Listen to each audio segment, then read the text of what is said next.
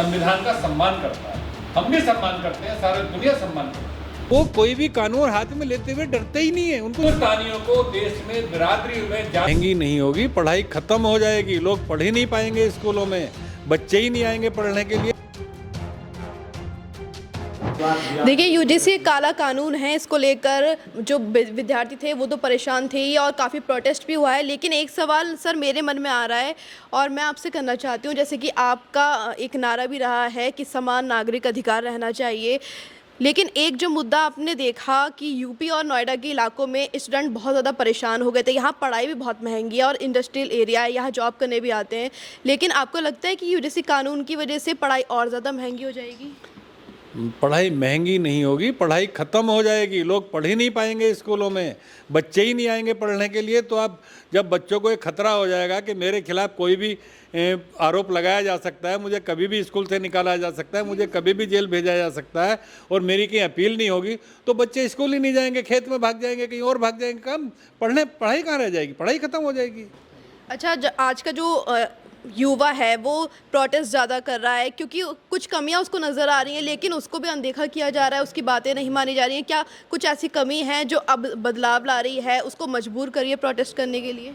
देखिए, हमारी कोशिश यही है कि हम सरकार को चेताएं कि सरकार ने जो काला कानून बनाया है वो बिल्कुल गलत है, उसको हटाया जाए।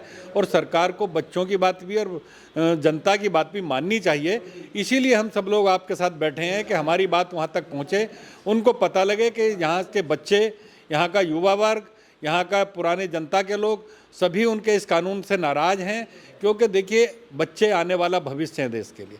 अगर हमारे होनहार बच्चे, हमारे जो टैलेंटेड वाले बच्चे हैं, उनको अगर आगे आके पढ़ाई करके आगे आने का मौका ही नहीं मिलेगा तो देश चलेगा कैसे? फिर ईरान में और हिंदुस्तान में फ़र्क क्या रह जाएगा? वहाँ के लोगों में अगर अनपढ़ और वैसे उस टाइप के लोग हमारे यहाँ रहेंगे तो फिर देश का नुकसान तो स्वाभाविक है। इसलिए हमारी सरकार को हमारे लोगों की बात को सुनना चाहिए और इस काले कानून को वापस लेना ही चाहिए। अच्छा, एक चीज़ और देखी जा रही है, जैसे कि बहुत सारी घटनाएं हो जाती हैं, उसमें न्याय पाने के लिए बहुत ज़्यादा समय लग जाता है। अधिकतर संख्या में देखा जाता है कि युवा ही आगे आ रहा है। मुझे लगता है कि पढ़ाई से हट के अब वो इन चीज़ों में ज़्यादा आगे आने पड़ा है एक युवा को। इसकी क्या वजह रही है? देखिए, इसकी वजह ये रही है कि जो हमारे पुराने जनता के लोग हैं वो जाना नहीं चाहते, सोचते हैं कि मैं अगर जाऊंगा अपनी पार्टी के खिलाफ में बात करूंगा तो मुझे पार्टी से अनुशासनहीनता समझी जाएगी, मुझे देश में जनता के बीच में नुकसान हो सकता है, सरकार से नुकसान हो सकता है। इसलिए बच्चे हैं जो पढ़ रहे हैं, अभी यंग हैं, उनके पास कोई ऐसी प्रॉपर्टीज नहीं है, उनके पास ऐसा कोई पैसा नहीं है, उनके पास ऐसी कोई चीज़ें नहीं है जो उन्हें ईडी से डर लगे, सीबीआई से डर लगे, किसी और चीज़ से डर लगे। तो बेचारे अपनी हक की लड़ाई के लिए वो आगे आ रहे हैं और वो अपनी बात को रख रहे हैं और उनकी बात सुनी जानी चाहिए। बताया जा रहा है, आपको लगता है कि ये सिर्फ विद्यार्थी तक सीमित नहीं है, एक प्रोटेस्ट तक सीमित नहीं है, ये राजनीतिक मुद्दा बन गया है? बिल्कुल, ये राजनीतिक है, ये केवल पढ़ाई तक सीमित नहीं है। अगर मान लीजिए मेरा बच्चा और किसी दूसरी कास्ट के बच्चा साथ पढ़ रहे हो और उसके फादर और हमें किसी कंपटीशन में हो, तो वो अपने बच्चे के थ्रू भी हमारे पर अटैक कर सकता है, मेरे बच्चे का करियर खराब कर सकता है। तो ये बहुत सारी चीज़ें हैं। जितने एक्ट बने हैं देश के अंदर, उन एक्टों का सही इस्तेमाल कम किया है, दुरुपयोग बहुत ज़्यादा हुआ है। आप आज देख लीजिए, एससी एक्ट के अंदर अगर आप चले जाएं तो 70 से 80% लोग बेगुनाह जेलों के अंदर हैं। महिला एक्ट की बात करें तो उसमें भी 70 से 80% लोग बेगुनाह हैं जेलों के अंदर। एक्ट जितने बनाए जाते हैं, एक्ट बनाएं, उससे किसी को चिंता नहीं है, बने, सरकार उनको ठीक से इम्प्लीमेंट करे। लेकिन जब उनका दुरुपयोग होता है वो देश के लिए बड़ा दुखदाई होता है। ऐसे शरीफ लोग, बेकसूर लोग जेल के अंदर रह जाते हैं, जेल के अंदर मारे जाते हैं, जो कि उनको कोई बचा नहीं पाता। इससे बड़ा देश का नुकसान होता है, लोगों के मन में बहुत बड़ा अटैक होता है। लोग सोचते हैं यार मैं बेकसूर, जेल चला गया, सुसाइड कर लेते हैं, बहुत सारी चीज़ें होती हैं।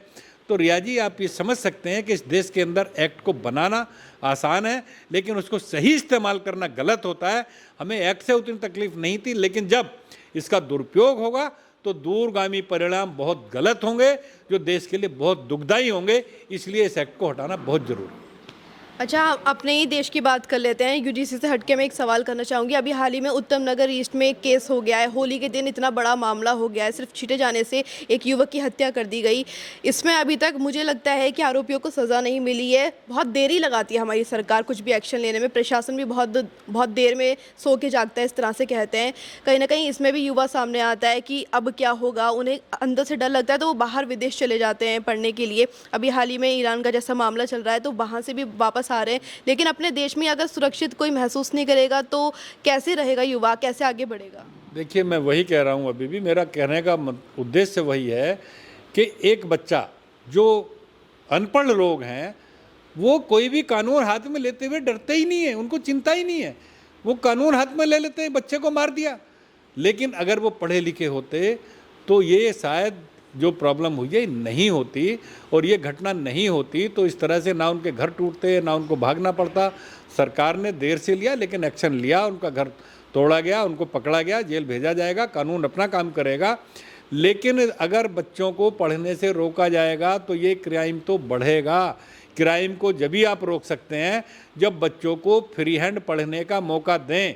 अगर फ्री हैंड पढ़ने का मौका ही नहीं मिलेगा, ऐसे ऐसे कानून बनाकर उनको स्कूल से भगाया जाएगा, स्कूल में उनके खिलाफ कानूनी गलत कानून बनाकर उनके खिलाफ कार्रवाई की जाएगी, तो क्राइम बढ़ेगा। क्राइम को कोई रोक नहीं सकता। अगर क्राइम को रोकना है तो समान अधिकार, समान नागरिक अधिकार लाना पड़ेगा इस देश के अंदर।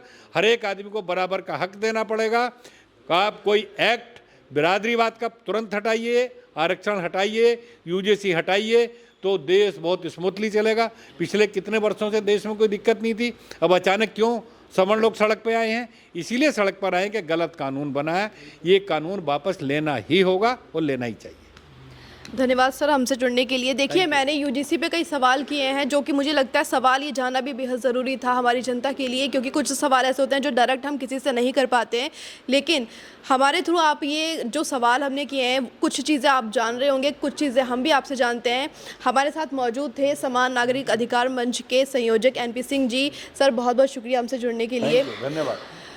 कैमरामैन आदिश के साथ मैरी अतुमर, वी नेशन न्यूज़ से।